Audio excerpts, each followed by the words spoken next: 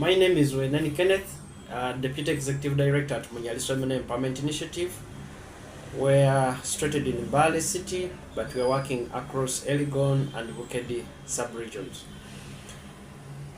So today we are interacting about family planning, and I want to share with you the benefits of family planning. Most importantly, family planning helps people to have children that they are able to look after, and the children that they need at a time when they need them, based on the resources they have, but also their health. So once a woman gives birth, is supposed to take a rest of 2 years before it can conceive again a baby. At that point, the reproductive system will be fully recovered from the injuries and the exhaustion of carrying the previous pregnancy. Also, however, we have challenges in the administration of family planning because of a number of issues which affect both service providers and the communities or the service users. For example, any sexually active woman is free to use family planning, even if it's 13 years, 14 years, as long as it's sexually active, because that helps them to prevent pregnancy, which they are not ready for. But also young children, about 13, 14, 15 years, their reproductive system is not fully developed to carry a baby. So you find that they normally have complications, but also psychologically, they are not mature. You'll find a child gives birth to a kid, and then the child is crying, also the mother is crying because feels the child has over disturbed her. So that enables them to mature properly. But also, we have had health workers who, the community out there perceive that health workers have all the knowledge on everything. But we also found that most health workers lack sufficient knowledge in terms of providing family planning. For example, each person, not every method is suitable for you. There's what we call a medical eligibility criteria, which a medical worker is supposed to use to assess the client either indeed is eligible for a given method or not before administration. However, we found out that some health workers, they just give these methods based on choice without finding out whether the client is eligible for that method or not. Now, what is the danger of that? It has caused a lot of challenges in terms of side effects that have made people think that family planning is bad. Yet the challenge is they have taken wrong choices for their bodies based on their conditions that lead to those side effects. So where some of the things as Bugisu Women Empowerment Initiative, we are looking at focusing on building capacity of health workers to see that they provide family planning options based on the eligibility criteria of every health worker, but also be able to have capacity to respond to side effects wherever they rise. Now, we have different types of family planning. We have hormonal, we have non-hormonal, and these respond differently. We have had people where they talk of, for me, I took family planning and I failed to give birth. And it is because sometimes they are not counseled adequately. When you use, for example, non-hormonal method, you're able to recover very fast. But when you use hormonal methods, depends on the method you used and appropriateness to your body and how long you have used it. That will determine how long it will take you to recover your fertility, to be able to conceive. So that's why you find that sometimes even a couple splits and then the woman gets married to another person and shortly have conceived. You say, but I thought you're barren. It's because that is the period that the person was to take to recover fertility. It's a national and global challenge across the continent. There is that knowledge gap on family planning. So it is something that we are battling with globally to say that our health workers have the necessary knowledge to adequately serve their clients. either oral or injector plans, insertions, like IUD. What matters is that what is the mechanism behind the family planning method. One, we have, I'm going to give you an example.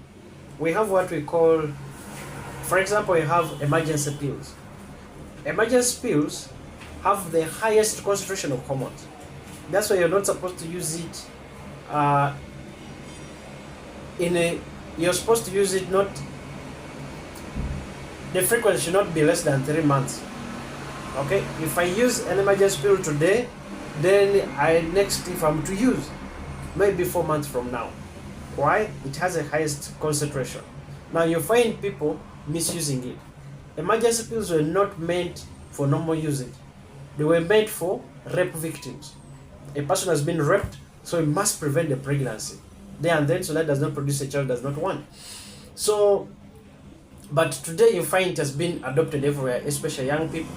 Now, because of the high concentration, if you continuously use it, it will affect you in the long run, in the sense that you will take very long period of time to recover your fertility. You may take even 5 years, 10 years, if you overuse it. Two, we have also other short methods like Jadel, Cyanopress. Those ones also, they have higher concentration of hormone compared to, for example, pills. Pills have a lower concentration. So each of these methods, depending on the concentration and the hormones in there, and the sensitivity of your body, will determine how long it takes you to recover your fertility. Because what is the methodology, or how does family planning work anyway? Family planning, it will increase, for example, hormones which will delay the growth of the egg of a woman. That's why I find sometimes 2 eggs may mature at the same time because one was delayed. So it does that. So that's why you find that sometimes a woman can take 4 months to 3 months without experiencing periods, because the eggs have been slowed, so they cannot be fertilized throughout that period. Two, we also have these hormones. Sometimes also they increase the mucus level. The body secretes more mucus, so sperm cells cannot pass through. Now, by so doing, sperms cannot pass through to go and fertilize an egg, so they are controlling pregnancy. Also, there is also another way of where they can make the uterus a bit very hostile to carry a pregnancy. So anytime the egg fertilizes like this and falls there, it comes out without your attention. You don't know, because immediately. So the different approaches or ways these family planning methods do work. Now, what if you experience, for example, I'm going to give you, if you use an IUD, we expect you to bleed for more than a month, about 30-40 days of bleeding. Why? The uterus is sensitive when tapped on it. So that's the reason why in most cases IUD we encourage, if what we call the immediate postpartum, within 48 hours after giving birth, we believe it's the best time to insert, so that the woman, because that time the woman is still bleeding, stops at once. Now, because people are not well counseled, a woman will bleed for 3 weeks and will become anxious. This method is a problem, because they are not guided well. We have had cases where people say that family planning causes a woman become dry, sexually dry, cannot stimulate sexual fluids, which is not true. Most of it, in most cases, it's psychological, because secretion is a result of psychological preparedness of a woman. Now, because psychologically, this woman, first of all, some of them, they take these methods in hiding. Their husbands don't want them to take up these methods. For them, they go and take in hiding. So they always have that pressure.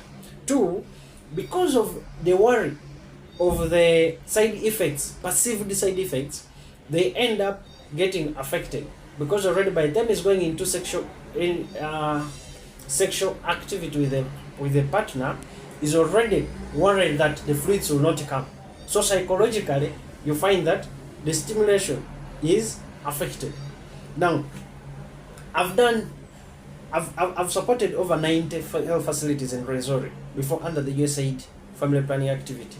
And wherever we have engaged partners through community engagements and improved partner communication and counseling at facility about the methods, those women have regained their normal fluid secretion.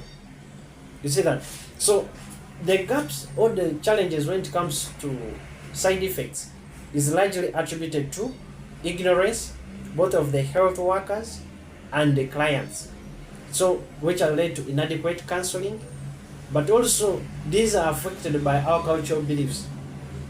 We have so many cultural beliefs that tend to make us perceive family planning negatively, and thus has affected us even after taking it up, because we still hold those beliefs.